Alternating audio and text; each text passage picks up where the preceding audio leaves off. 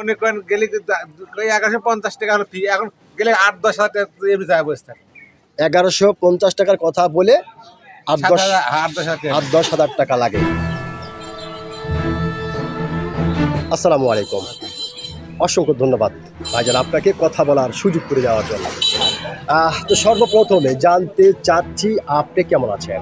ভালো আছে। যাক, আলহামদুলিল্লাহ যে আল্লাহ পাক আপনাকে ভালো রেখেছে। তো ভাইজান আপনার নামটা জানতে পারি? তোহা মিয়া। জি জি, তোহা মিয়া। তোহা মিয়া, সুন্দর একটি নাম আপনার ভাইজান, চমৎকার একটি নাম আপনার। তবে এই কথাটি বলার অপেক্ষা রাখে না যে আপনি সত্যি একজন সাহসী মানুষ।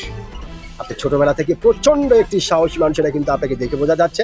তো ভাইজান, যেহেতু আপনি একজন সচেতন নাগরিক এবং একজন সাহসী মানুষ, সেই ক্ষেত্রে এই বিষয়টি আপনার কাছ থেকে জানতে চাচ্ছি যে আমাদের বাংলাদেশে হাজারো সমস্যা, লক্ষ সমস্যা, এত সমস্যার ভিতরে অ্যাট ফার্স্ট সর্বপ্রথমে জনাব তারেক রহমান কোন সমস্যাটি আগে সমাধান করবে? আপনার কাছে কোনটি সবচাইতে বেশি জরুরি বলে মনে হয়?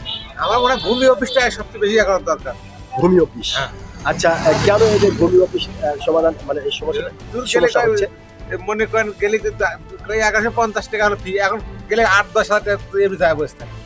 1150 টাকার কথা বলে 8-10 হাজার টাকা লাগে, যার কারণে আপনি চাচ্ছেন এই বিষয়টি যেন গুরুত্বপূর্ণ ভাবে। জাল দিলে ব্যাপারটা অনেক লোক জাল দিলে জমিগুলো খাচ্ছে। জি জি জি, জোর করে। জি, এই জাল দিলে একটা বিচার, সুষ্ঠু বিচার জি জি জি করে তার জমি আসল মালিকের কাছে আসল জমি ফিরে দেওয়া হোক।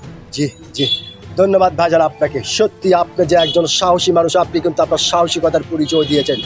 আপনি যে গুরুত্বপূর্ণ কথাটি বলেছেন, আমি আশা করব বাংলাদেশের নতুন সরকার অবশ্যই গুরুত্বপূর্ণভাবে আমলে নেবে। অসংখ্য ধন্যবাদ আপনাকে।